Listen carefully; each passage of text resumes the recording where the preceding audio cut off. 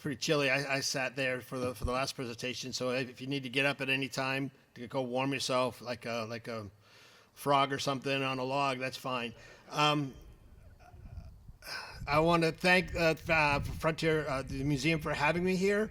When Davis Tierney, a friend of mine who's here, chief of interpretation, I believe, first approached me about coming here, I was like, I'm not sure I'm the guy you want. I'm a Rev War guy.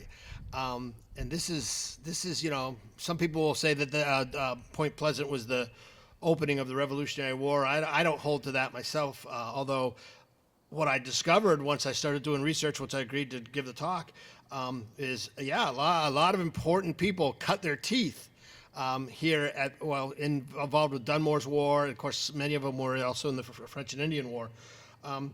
But I thought about it a little bit, and I'm not really in the middle of any writing currently, so I said, why not? I've got the summer. I'm a retired teacher. That's what the hat says here.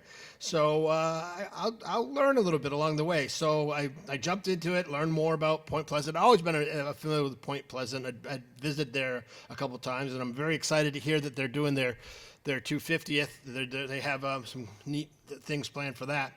So my goal is my focus is going to be on what I call Dunmore's Patriots. Some of the men who were with Dunmore during his expedition, who went on during the Revolution to kind of make a name for themselves. And the first thing I have to do is I have to start with a kind of a qualifier. It's not fair at all that this happens. But what you find when you're doing research is it's so much easier to find a paper trail for officers than it is for enlisted men, for the privates. And so that's the case here too. And so all the gentlemen you're about to see listed, basically they're notable, they're important, and their paper trail was out there. Now I started with a list of about 20 or so, and I thought, okay, 15. I whittled that one down to 15. And then I started creating a PowerPoint, and it was like 15 men on a PowerPoint. Death by PowerPoint. This one's not going to work. So I whittled it down some more and some more and some more, and this is what I've got. These are the gentlemen who we're going to focus on. All right, and some of these names, of course, you've just heard about. Some of these names you're familiar with yourselves, and I bet you have one or two you're not as familiar with. So these gentlemen all participated in Dunmore's expedition to some extent or the other. Now, what's neat about Dunmore's expedition is, I'm not going to get into the details of that because, like I said, we've got other people that have spoken before me and after me, including Glenn Williams, who's literally wrote the book on it, who's going to be here in the afternoon and to speak to everyone. But I'll make references to it once or twice. And basically, I want to start with the impact of this expedition on the reputation of the men on the frontier. All right, and what I'm talking about is the Riflemen. Now, I have done research. One of my earlier books, about 15 years ago, was on the American Riflemen in the Continental Army, and they entered the war with a fierce reputation, and it starts right off the bat with something like this: the Fort Gowers resolves, the gentleman before me mentioned. Now, if for those of you that aren't familiar with this, what happens is this: you've got Dunmore going out, leading militia in two divisions. You got a big battle at Point Pleasant between the Shawnee Indians and one division, Colonel Lewis's division, ends in a militia victory. Then there's raids across the Ohio River, and some of the Shawnee towns are burned and destroyed, and the Shawnee basically sue for peace. And so that's all happening pretty much in October. Although there were activities that happened and conflicts that happened in the summer, and included one of our guys on my list, Daniel Morgan. So now it's all over by November, and as the gentleman mentioned before, some of the militia are at Fort Gowers, which was one of the forts that Dunmore had built along his march westward, and out of that assembly of men in early November comes a kind of a fascinating resolution. It's called the Fort Gowers Resolves, and basically it's a proclamation, it's a statement, and the beginning part is attributed to Adam Stevens, who was a colonel under Dunmore. And basically, if you see what it says there up on the screen, it says, he's bragging. We are ready at all times to the utmost of our power to maintain and defend our country's just rights and privileges. Why is he saying that? I contend he's saying that because during the expedition, they're fully aware that the Continental Congress is meeting in Philadelphia and discussing how to deal with what's going on in Boston and in Massachusetts. And I suspect that they heard rumors of conflict in Massachusetts. There was right about now, in fact, it was actually I think September 7th, maybe 6th. British troops had marched out of Boston and raided a powder magazine, and there was. And it seized the powder there outside of Massachusetts. I know some of you are thinking Williamsburg. That comes later. And they go back to Boston. But the rumors that spread were, oh, my God, they fired on the militia. It was basically pre-Lexington and Concord, but it was false alarm. It didn't happen. But the rumors that spread included rumors of the British Navy bombarding the city of Boston. So I think these guys at Fort Gowers are in their minds, because they're way out in the wilderness, they're thinking, who knows what's going out there, but we're ready to fight. And this is, I love what Stephen says next. He says, he's bragging, and this is all important for the whole story I'm about to give you. He says, we can live for weeks without bread and salt. We can sleep in the open air without any covering. We can march and shoot with any in the known world. This is all published in the Virginia Gazette on December 22nd. You can read these very words. And then comes the resolves themselves, where they do pledge their loyalty to the king. In a long statement, they pledge their loyalty to the king, but their love of liberty and attachment to the real interests and just rights of America outweigh every connection. So what these guys are saying, basically in a nutshell, is if the British Parliament, because they're the bad guys in this, not the king, the British Parliament continues to abuse the rights of our brethren here, we're ready and eager to put a stop to that. Okay, so that statement circulates. If you know anything about how newspapers worked in colonial times, if it shows up in the Virginia Gazette in December, it's going to be in South Carolina by January, and it's going to be up in the New England probably by February. And sure enough, I think this gentleman I'm about to quote here, a guy named Richard Henry Lee, who I'm sure you've all heard, since he's the one that stands up on June 6th and proposes independence on behalf of Virginia. He basically writes this letter to his brother Arthur in London, bragging about the Riflemen. Now, I want you to read this. It says, this is what his take on the Riflemen. Now, remember, this guy's a Tidewater aristocrat. He doesn't know Riflemen.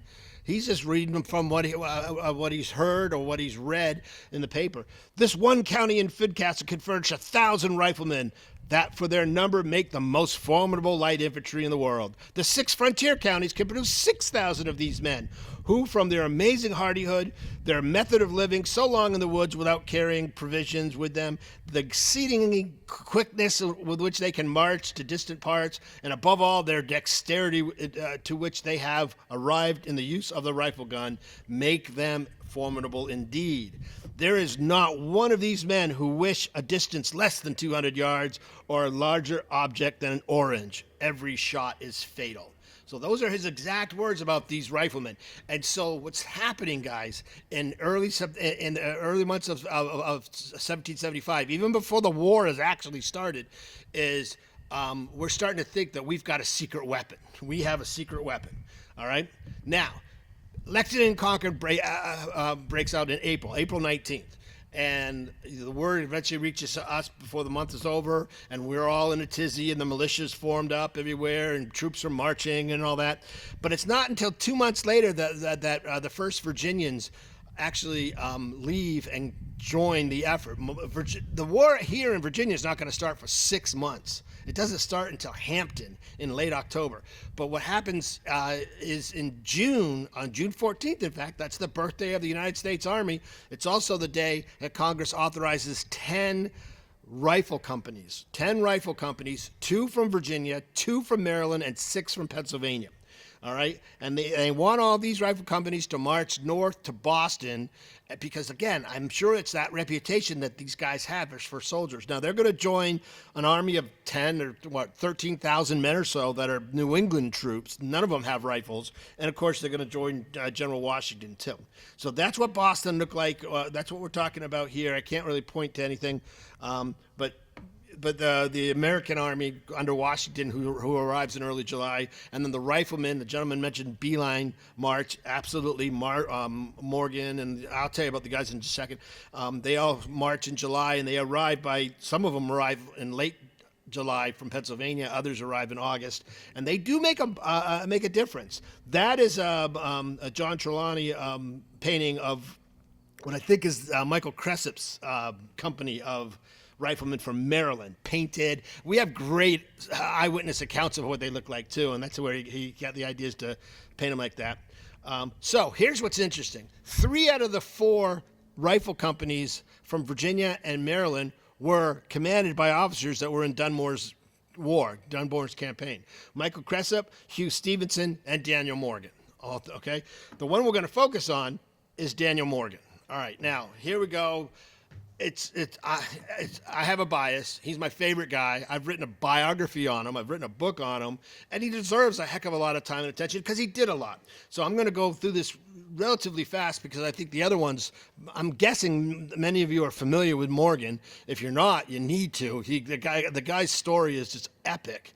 So there's Daniel Morgan, and what happens is this is a quote that basically from a surgeon there in New England that talks about how amazing these riflemen are. So when they get there, they are treated like demigods almost, they're celebrities. In fact, they don't even get the camp duties assigned. They're special. They don't have to carry wood or carry or bring in water. They don't do those or even stand guard duty for that matter. And so at first they're accurate with their rifles because their range. Remember, we're talking about a situation of a loose siege. So the British troops, if the American fortifications are 200 yards or so away, that's out of musket range. So they're not. These British soldiers and officers aren't that worried about American shots until the riflemen show up and start plugging the officers from 200, 250 yards. Then the British have got to adjust a little bit.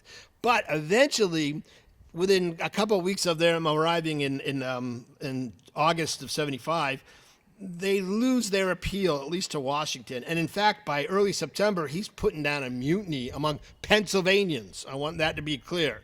Sometimes they attribute this to Virginians. It was not Virginians. It was a company of Pennsylvania riflemen who got upset that some of their fellows in their company were being punished. So they went and tried to break them out of they didn't call it brig then, but they were under arrest. They were going to break them out. And Washington essentially had 500 armed men surround this company of riflemen. A company has about 100 men back then. It's going to change. But and these riflemen realized, we took a bit more than we could chew. And in the end, one of the officers of this rifle company literally writes down, "It's our own fault. We were too lenient on these guys, and they thought they could get away with murder." And the very next day, in the general orders, Washington orders all the riflemen in camp to do the duties of everybody else. They're no longer special. Now, I need to talk about Morgan though, because Morgan wasn't there when this happened. All right. Morgan was preparing, he might have been there, but he was preparing to go on an epic march through the woods of Maine with Benedict Arnold, the hero in the first half of the war. So they're going to march through Maine, they're going to march through the wilderness of Maine, and they're going to attack Quebec. Okay, I'm going to fly through here. You have got to read about this count. Next year, I hope to reenact this up there. I'm going to go and spend a whole month up in Maine. That's where I'm from originally. And we're going to hit all these places where they kind of work their way up through the Kennebec River, the Dead River, over the mountains, and then into Quebec. When they got to Quebec, they're not strong enough to take it. It's a walled city. They wait for reinforcements coming from New York. Those reinforcements arrive, and they sit outside of the city. There's not much they can do, but the Quebec defenses are not very strong. In terms of the troops, the wall is strong, but the troops there, the French militia, are unreliable. And so General Montgomery launches an attack on New Year's Eve in a blizzard, and it almost works. Morgan plays a huge role in this fight. Arnold is wounded in the leg. Montgomery is killed in a shot in the head. They were doing, if you go back, you see back, it was a pincer movement. So the top column was Arnold's, and the bottom column was the New Yorkers. And it was Morgan that broke through one barrier and got to the second one, but couldn't get through, and ended up being captured, held prisoner for 6 months, refuses. The British dangle an offer of forgiveness if they agree to fight for them. He won't do that. He's released in exchange, becomes colonel of the 11th Virginia, goes from captain to colonel. And then by the summer of 77, he's taken away from his regiment, and he's placed in charge of a rifle corps, 500 select riflemen. These guys go north to help the Northern Army fight a second British Army under General Burgoyne, and basically we're losing steadily. The British Army coming from Canada is about to capture Albany, and then they'll have a direct route connection from Albany all the way down the river to New York. So we got to stop that. And at a place near Stillwater, we call it Saratoga now, there are two big battles. I want you to see that quote, though. This is Washington's quote to Morgan. A letter to Morgan explaining how much reliance Washington has on him, because these light corps, rifle corps was supposed to be kind of like the reconnaissance force for Washington. I know of no corps so likely to check their progress in proportion to its numbers as that under your command. I have great dependence on you, your officers and men. Okay, so sure enough, true to what Washington said, Morgan goes up there, plays a key role in the battles of Freeman Farm. Look closely at that picture. Look closely. I don't know if this is Trelawney. I forget my source for this, but I loved it because have you seen him? Do you see him yet? Do you see the riflemen up in the trees? Basically, even General Burgoyne talks about these cursed riflemen with their twisted rifles. And if you look really closely, this is supposed to be capturing the death of Fraser, or at least the wounding of General Fraser. This is Bemis Heights. This is the second fight.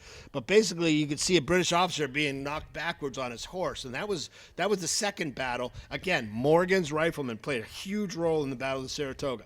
There they are again in this painting. Look, this is the second battle in early October, and that's General Arnold leading a charge through the Hessians, the kind of right flank of the British line. We're followed immediately behind him by a bunch of riflemen with tomahawks, and we broke through. And then a week later, the British Army, trying to retreat north, surrenders. Okay, now there's still more to talk about Morgan. Morgan comes back to the Maine Army in November, December. He's only got 170 effective men. He spends the winter at Valley Forge. Many of their enlistments end, because remember, these guys are all drawn from all the different units that had riflemen in them. So they have different enlistments depending on what state they're from. They start to leave. In 1778, there's not a whole lot to say. Battle of Monmouth happens. Morgan's role doesn't play a big role in that. He gets very disappointed in 79 when he does not get command of the light corps that General Washington creates, light infantry corps. So Morgan resigns, but the Congress won't take his resignation. They say, you're on indefinite furlough. Okay, fine. General Horatio Gates, the hero of Saratoga, is brought back. He's also been gone from the Army after the big Conway cabal of Valley Forge. And so what happens is Gates is going down to try to pick up the pieces after Charleston falls and most of the Southern Army is gone. And so Morgan agrees to come back, but he's not feeling so good. He's not doing that well, but he does come back. That leads us to Cowpens. I'm going to save the Cowpens detail for another gentleman on my list, but the Battle of Cowpens, if you've ever seen the movie The Patriot, that kind of last scene is very, very poorly based on Cowpens, and I'll tell you all about Cowpens too. And that pretty much is going to be the last battle for Morgan. He's very ill. He's got sciatica. He's got other issues, and so he goes back to Virginia to recover and tries to return. If you want to read an emotional letter, you should read the letter that Washington writes to Morgan, trying to put Morgan at ease because Morgan can't take the field anymore, and he desperately wants to be with the Army at Yorktown. And Washington writes this very tender letter, and they had butted heads. I mean, Washington was mad at Morgan when Morgan resigned, because he thought, he didn't think Morgan had a right to be upset. All right, now we're going to fly. That he was the big, heavy one there. Now the rest of the guys are important too, but their stints aren't as big. General Lewis, you got to talk about General Lewis. He was Colonel Lewis when Point Pleasant happened, and now he doesn't really come onto the picture in the Revolution until 76 of any consequence. I'm sure he was with the militia in 75, but interestingly, he did not get command of the 1st Virginia or the 2nd Virginia when they created these Virginia regiments of regulars. Now, a regular serves for a whole year, whereas a militia will serve as needed and then be dismissed when the emergency is over. So Lewis shows up in the spring of 76 and he gets a brigadier generalship. That was big. So he goes from militia guy to brigadier general in the Continental Army. How did that happen? Well, I'll tell you one person who was pissed about it, and that was Patrick Henry. The commander of the 1st Virginia Regiment expected that command. What had happened is this. The 1st and 2nd Virginia are formed. Patrick Henry, no military experience, but the most popular guy in Virginia, gets command of the 1st Virginia. And William Woodford, a veteran of the French and Indian War, gets command of the 2nd Virginia. Hugh Mercer probably deserved command of either one of those, but was rejected because of his Scottish background. And I don't know why Lewis wasn't considered. I honestly don't, but I think there might be a little rub between him and Washington.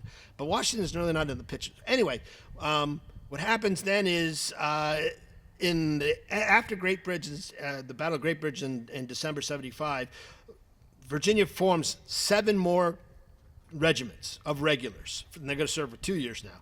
And then they ask the Continental Congress to take charge of them, and the Congress agrees to take 6 of them, and eventually they take them all. And then these same leaders in Virginia, they submit Lewis's name as a brigadier. They don't submit Patrick Henry. And Patrick Henry, when he finds out what happens in February, he's furious. He should be the brigadier general, the lead, the highest ranking officer. He started out, it says commander-in-chief on his commission. So he resigns. He quits. And so he leaves. Lewis is in charge. What does Lewis do? Lewis basically shows up in April, in the spring of 76, and he's got to kind of take all these new regiments that are coming to Williamsburg, and he's got to get them all organized. He leaves us a gold mine of information in an orderly book. It's actually the 6th Virginia's orderly book, but his orders are all written there.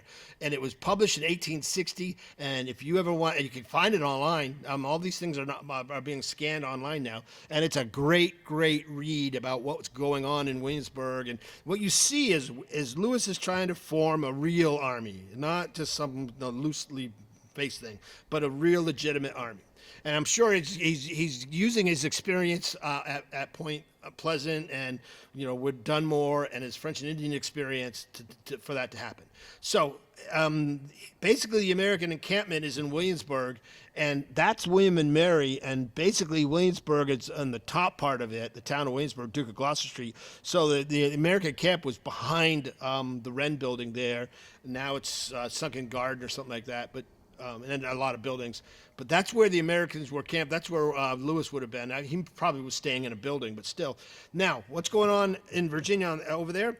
Lord Dunmore, who was still the royal governor of Virginia and is still around, has been sitting on a boat with a bunch of other boats and a couple of British warships guarding him in the Elizabeth River off of Norfolk. And in May, he decides to leave, and he sails up the Chesapeake Bay, and he lands at Gwen's Island.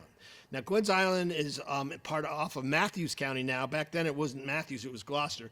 But when the Virginia leadership finds out, oh my God, he's landed there, they kind of get they get all in a tizzy. They send the 7th Virginia, who I happen to be the current commander of as a reenacting unit. They send the 7th Virginia there, and then Lewis ends up showing them. This is really important. This is really, really important. You get a standoff. Let me show you what Gwen's Island looks like. See, that's an aerial view of Gwen's Island. Now, see where the Gwen's part is, the G? That's the key area right there. Today, there's a bridge. And so, I'm going to step out for a second.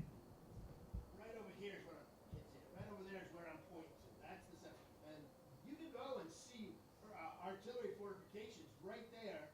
And the British camp was right here because they're defending against a possible attack. And let me get back here.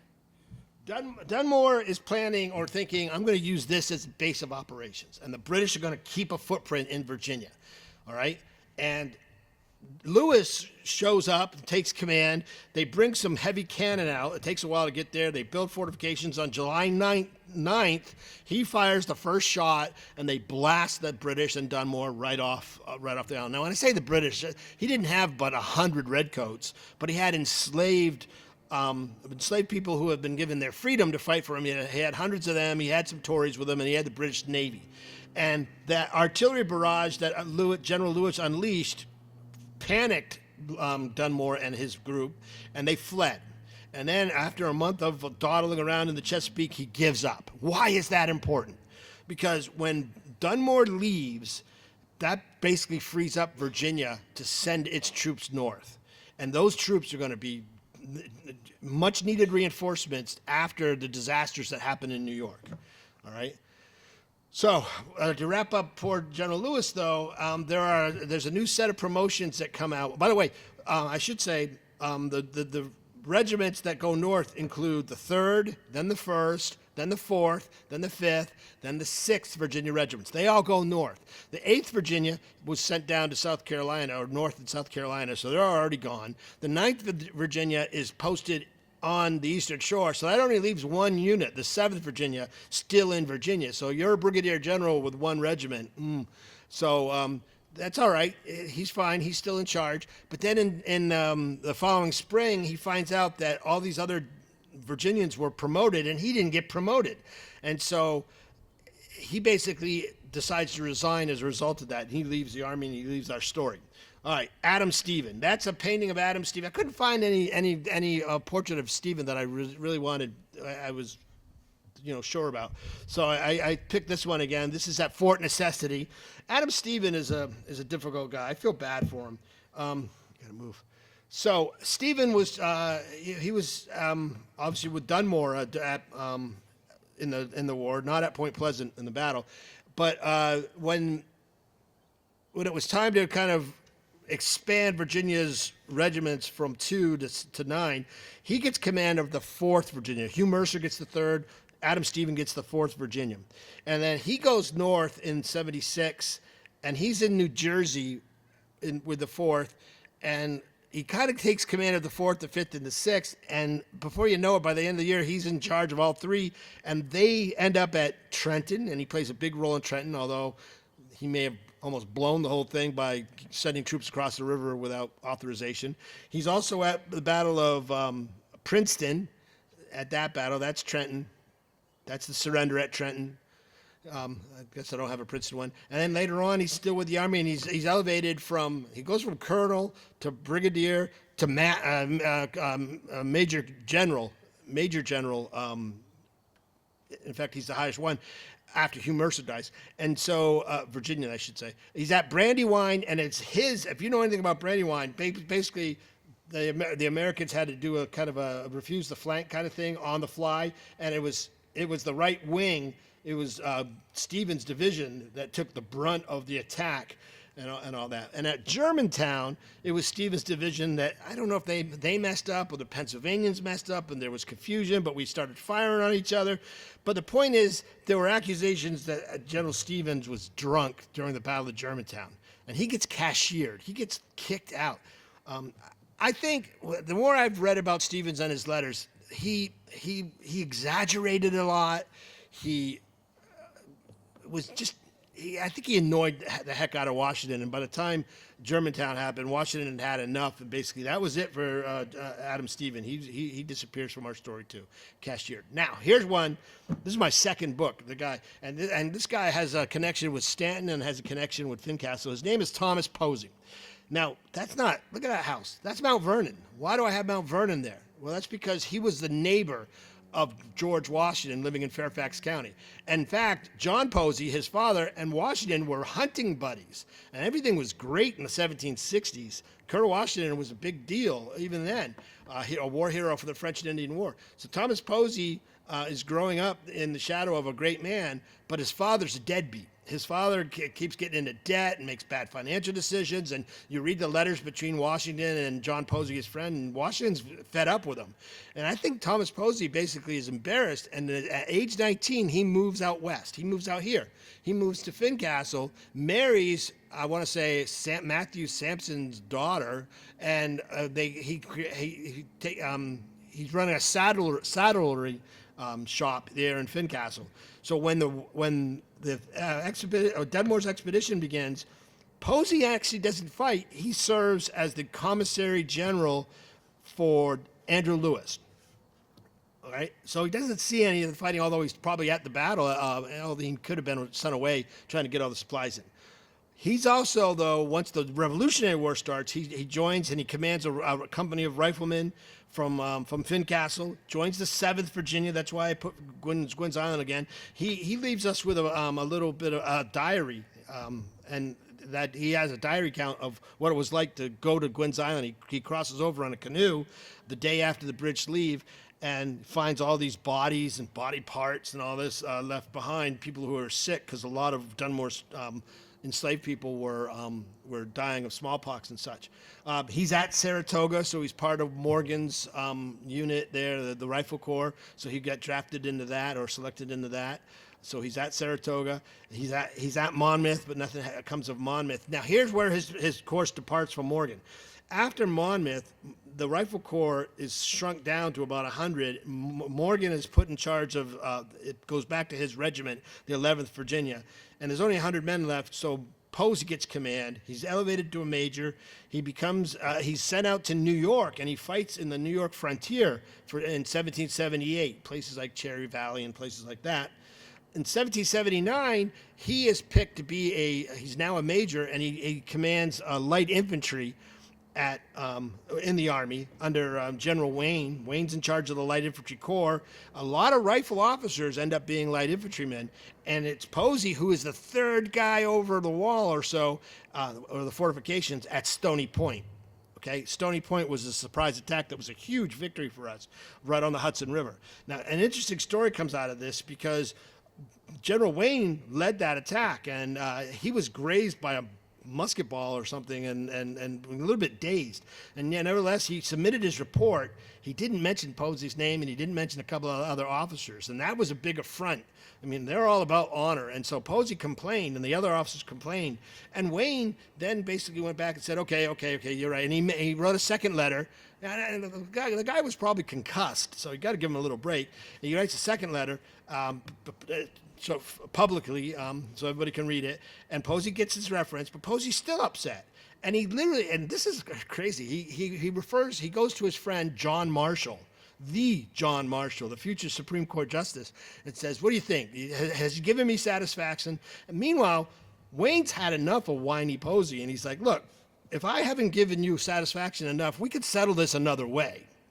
He's talking about a duel, right? Now, they don't call him Mad Anthony Wayne for a reason, right? And so it turns out that Marshall gives Posey this advice. Yes, I think he's done enough. I don't think he could do any more. So it's unfortunate that he omitted you at first, but he's done what he needs to do. You don't have a case here. And so the whole thing is kind of dropped and all that. But we could have had a duel between Anthony Wayne and Major Posey if it had gone any different. Posey returns to Virginia with the whole Virginia line, but he doesn't go to Charleston. He doesn't get captured there. He's kind of stuck in Virginia as a supernumerary officer, although he does participate in recruiting, trying to raise new Continentals. And he ends up in Georgia under General Wayne again, fighting Creek Indians in 1782. And then he ends up, in the end of it all, he ends up as governor of Indiana. That's where I find his papers. Okay, here's a name you probably aren't familiar with. Captain Andrew Wallace. We're almost there. I know it gets quicker as we go through. Captain Andrew Wallace, he starts out, I think he was a lieutenant in the Dunmore's expedition, and he commands a company of 12 Virginians, serves the the Philadelphia campaign under General Scott, which means he's right there in the thick of the fight at Brandywine. And he's at Germantown. He serves at Valley Forge. He basically then does not get captured. For some reason, he's not with the troops that go to Charleston, and he ends up at Cowpens. And the reason I picked him is I wanted to just tell you the story. If you know anything about Cowpens, you know Morgan's there. He's in overall command. It's January 1781. Bannister Tarleton's riding down hard on him in one direction. Cornwallis is circling around trying to cut him off. So Morgan knows he's in a trap. He's got to do something. He decides to fight, and he sets up his third line. He's got the militia and some riflemen in front of them, and then he's got these Continentals. So Wallace is not commanding riflemen. He's commanding Continentals, a company of Virginia Continentals, right on the extreme right flank of the American third line. And so the plan, the Tarleton attacks. He's surprised at the resistance of the militia. He suffers some casualties, but then the militia kind of look like they run, like they always do, or they seem to always do. And Tarleton goes further in and sees that third line, and those Continentals, about 500 strong, are holding firm. But eventually they start to overlap the right flank of the line. That's Wallace's men. And Wallace is in trouble. He's about to get flanked. And the order comes to refuse your flank, to basically turn and refuse your flank. But he doesn't do that for some reason or the other. I don't know what the cause was. And they start to withdraw. And the other units, the other companies to his left, see him withdrawing, so they withdraw. And you get this famous engagement where Morgan sees it happening. He's watching, and he's furious with the officer in charge of this detached part of his army. And he's yelling at him, who gave this order? Who gave this order? And it was Ortho Williams, I believe that was, who says, sir, they're not beat. Look, they're withdrawing an order. So they do withdraw about 50 yards, 70 yards or so. Then they load on the retreat right about face, and they blast Tarleton's men right in their faces. And that breaks the British charge in Tarleton. And before you know it, Cowpens looked like it was going to go down as a defeat. Ends up as a victory. Wow, okay. And so that was Andrew Wallace that was right involved with there. He also is at Guilford Courthouse down in North Carolina. At Guilford, he's attached to Light Horse Harry Lee's unit, and he's basically fighting on the left wing of the army, and they get separated and pushed off, and it's basically what happens there is they're fighting their own little mini battle. Tarleton shows up again at some point, but even before Tarleton shows up, poor Captain Wallace gets killed. He had a premonition. They talk about it. Some witnesses. They had a premonition that he was going to die, and sure enough, he does die. His brother was killed at Waxhaws, and another brother was killed or had died, I think, of illness in camp. George Rogers Clark. He's my one non-Continental in this little story. He basically was, I think he was with Morgan in Angus MacDonald's expedition in the summer, so we weren't at Point Pleasant, but he commands militia in Kentucky in 76 and 77. But of course, he's most famous for what he does out west with the Illinois Regiment. He goes out west, captures key posts way out there, past Ohio. And then, of course, the most famous incident, if you know anything about it, is Vincennes. Try to read accounts of how they captured Vincennes in the wintertime, wading through water, up to their chests, and surprising the hair buyer Hamilton, Governor Hamilton out there. So George Rogers Clark, that in itself secures the Northwest. He wants to go on to Detroit, but he never is able to get the forces able to pull that off. All right, the last guy to talk about is Captain William Campbell. William Campbell. He commands. I forget where he was in the Dunmore's expedition, but he actually is one of the guys that joins the Continentals early on. He's in the 1st Virginia Regiment as a rifle captain. But that term of enlistment was only for a year, so it ends, and then he goes back to the West because the frontier's got a lot of issues going on with the natives, Cherokee Indians and all that. So he's kind of disappears from the radar for a little bit.